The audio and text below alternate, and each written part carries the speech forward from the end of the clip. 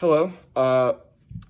I don't know why I'm going to make this video. I'm just going to tell some stories and hope that what I say resonates with other people because I feel like for the first time in my life I have reached clarity and I can see clearly and I no longer have negative thoughts that are always holding me down or taking control of my emotions. So I'm also at work right now, but I really just needed to get this out. So I guess the story initially is the allegory of the cave, and I'm going to explain this story first, and then I'm going to basically break down how you can reach the end goal. So, this story originally is from Plato, and Plato taught Socrates, and Socrates taught, like, I don't know, he taught, so, like, someone, like, a square, and I guess it was, like, written down, like, back whenever they were alive. But essentially, it is the, like, journey of enlightenment.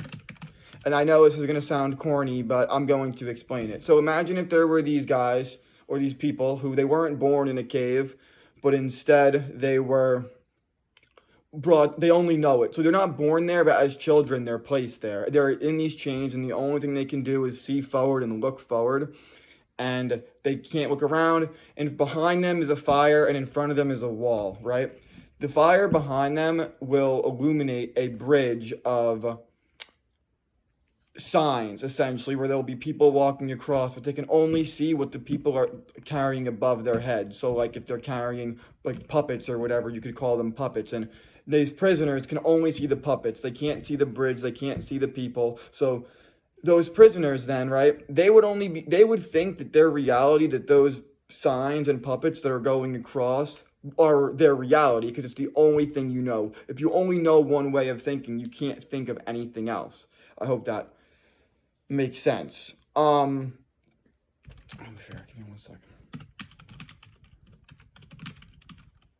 second.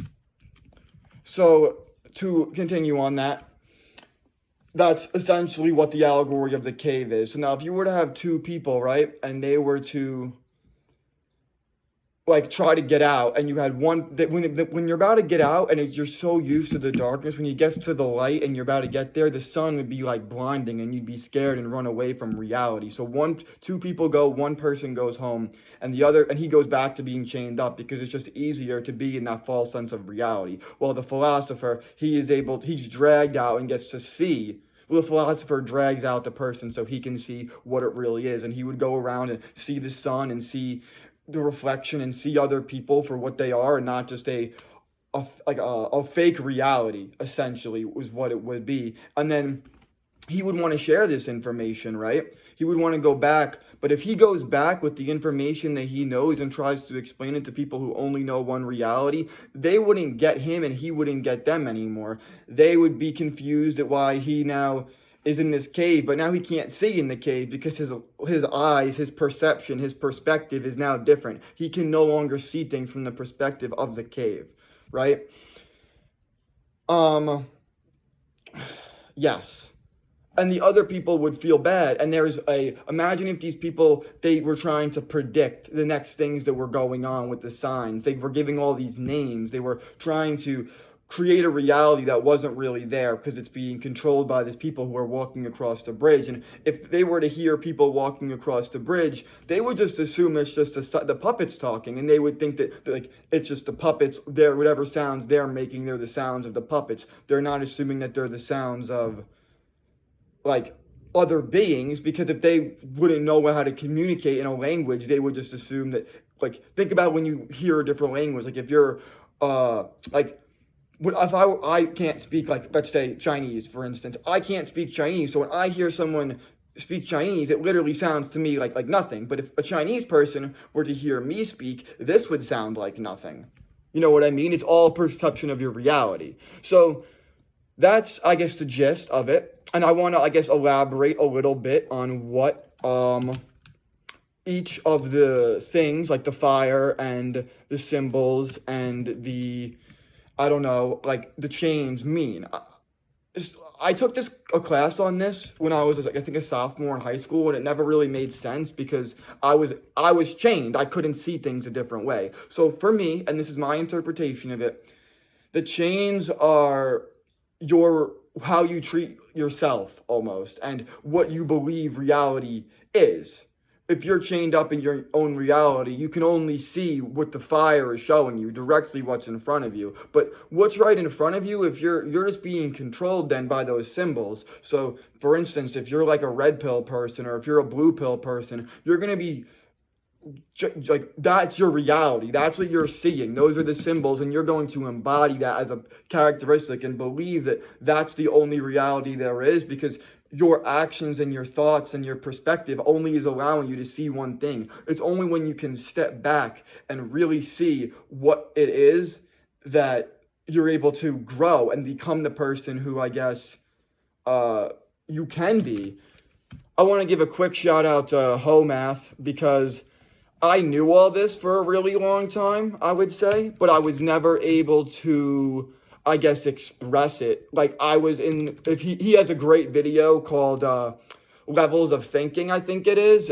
Maybe I'll drop it. I mean, no one's going to watch this, but his Levels of Thinking video allowed me to almost psychoanalyze myself and my own perceptions, because he has a different level of thinking, which is essentially what the story is trying to show, that when you're chained and you can't see. And then for that second philosopher, he goes out and he understands everything, but he's afraid of what it really is. Like, it's easier to be in your comfort zone because it's hard. It takes suffering, and it takes going out into the sun and having your perception and your perspective changed for you to ever really grow. And for some people, for me, when I was in this stage, I started really abusing alcohol and drugs, and it caused me to make a lot of mistakes. But because I was so in this state of, I didn't even know, I couldn't even handle my emotions, I knew something was wrong with me, and I knew there was another deeper level I could get to, but I was trying to drown out the noise, which is what a lot of people try to do. I mean, think about social media,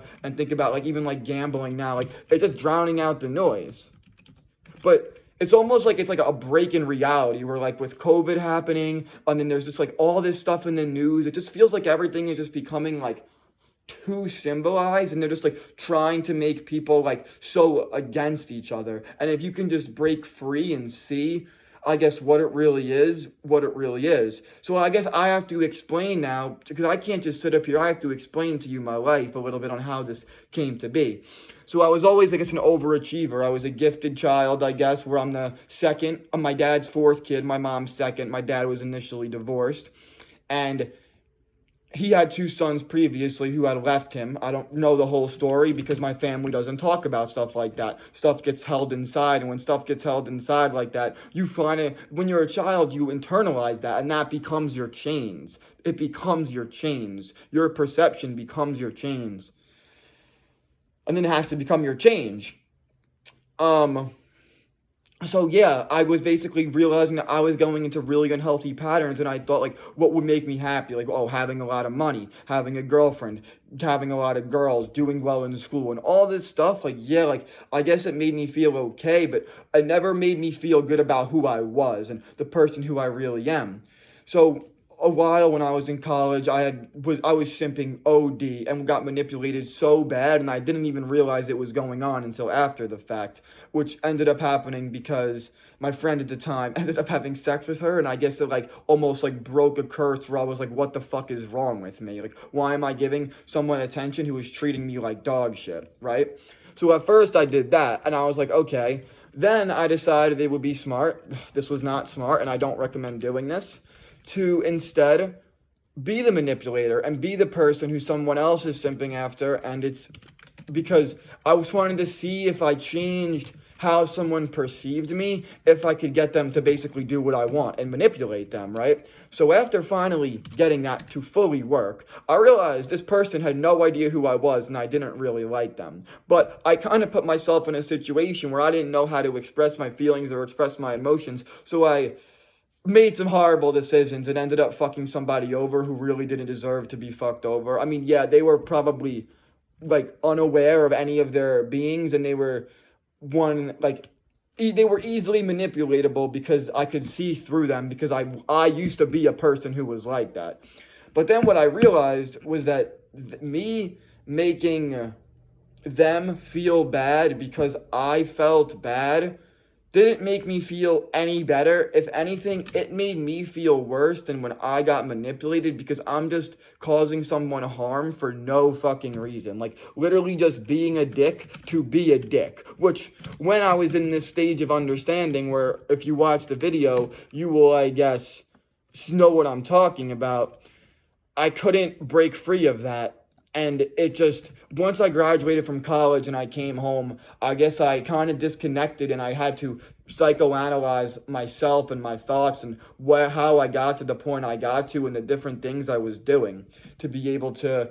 And then once I started realizing why I was doing what I was doing, I like analyzed my parents on doing how they grew up and how they knew no better. They did, like, if you are bound by your chains, you can't teach someone a chainless life if you're chained up yourself. If that makes sense. I think it does. I think I'm speaking so clearly, but I really hope that this is helping, if anyone even watches this. In the long run, though, so then I had another epiphany moment, I guess, where I had a friend in college, and we didn't really know each other that well going into our junior year, because I met him second semester of my my freshman year, what the fuck? And then we lived together our junior year. Now, we went to Spectrum together to go set up our Wi-Fi, and for those of you who don't know, your first bill on that stuff will always include the price of, the equipment. And I knew that, like, the whole time I knew that with, like, the price, they said it, and he kept charging us the same price, right? Now, I knew that the whole time, but, like, just to keep the peace, I was like, it's not even worth it to do it, because I just knew it would cause an issue and he would deny it.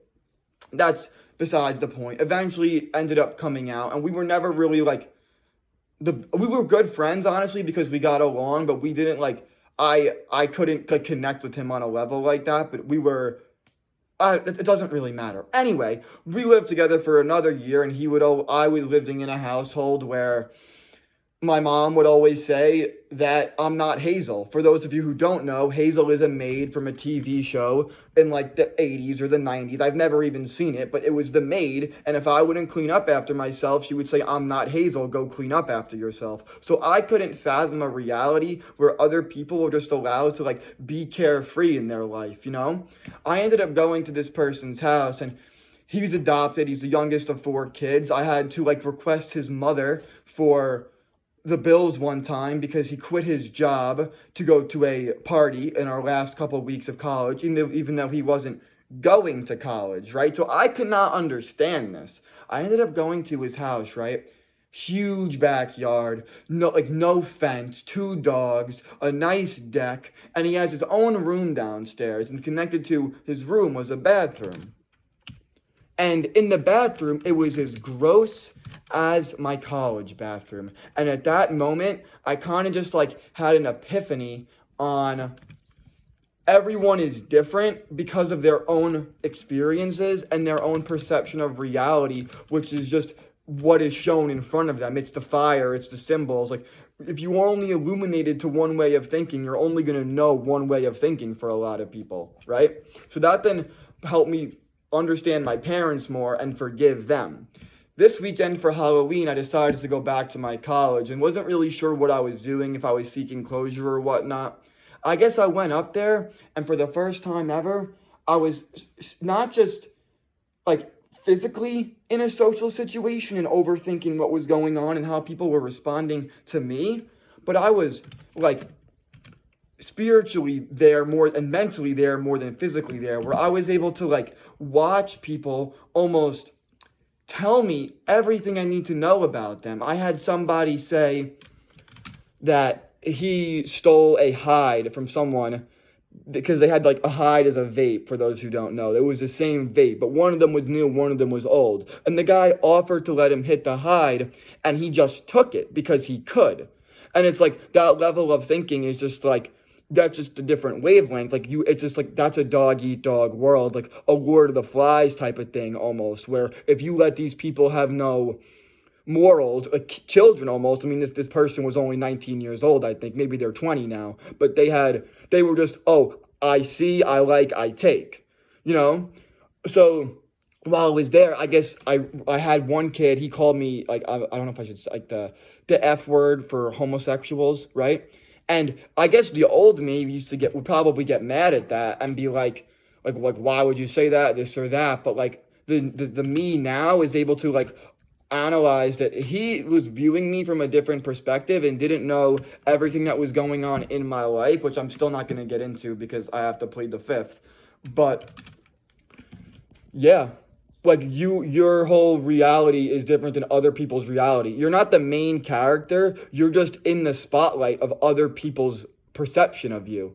And if you once you realize that, it doesn't really matter no more. Like the only thing that matters is trying to do good because it makes you feel good, because I realized that making other people feel like shit makes me feel like shit. Like, why would I do that to somebody else? Being dishonest is only going to get you dishonest people, or have people think about you in a way that isn't really you. And if you get love from someone who doesn't really know you and doesn't really like understand you, it will still feel even more isolating because you're not getting what you truly want.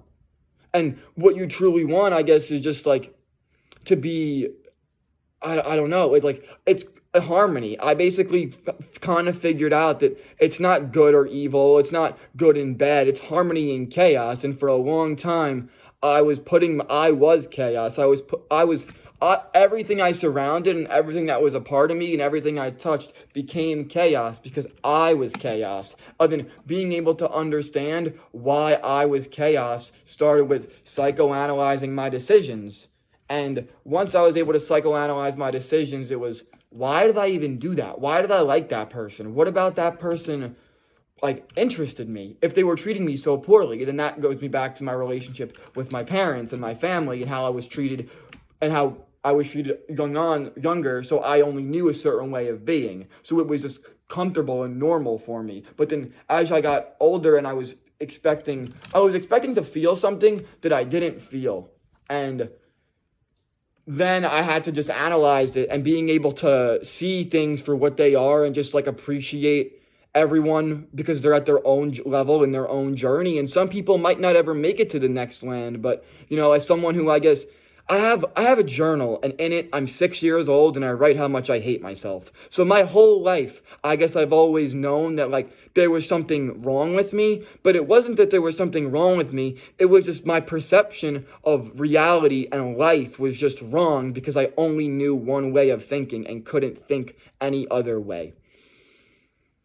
Wow, I just went on a 17-minute tangent, and that actually has clear, concise thoughts. I really hope that this could help somebody one day, and that if you have any questions, like I'm so willing to help.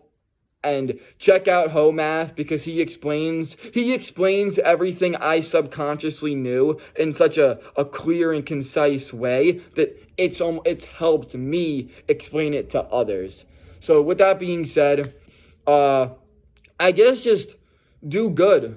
Don't be chaos. Try to create harmony. It's not an overnight process, and it's going to take deplugging from the symbols and asking yourself, why did I do that? And why did I like that? And why did I even want to do that? And okay, I now understand why I was doing it, but why was that happening to me? How did that reality become my reality? Or then noticing that everyone else's is different and you're just that side character. And it's not because life is meaningless, but life is meaningless. And it's a good thing that life is meaningless because it allows you to just be. And that's all that matters. I feel like I am not this physical version of myself. I am the part of my brain and the part of my soul that is reflecting back how I'm treating myself. Yeah, I don't know. Food for fucking thought, baby. Have a great rest of your day.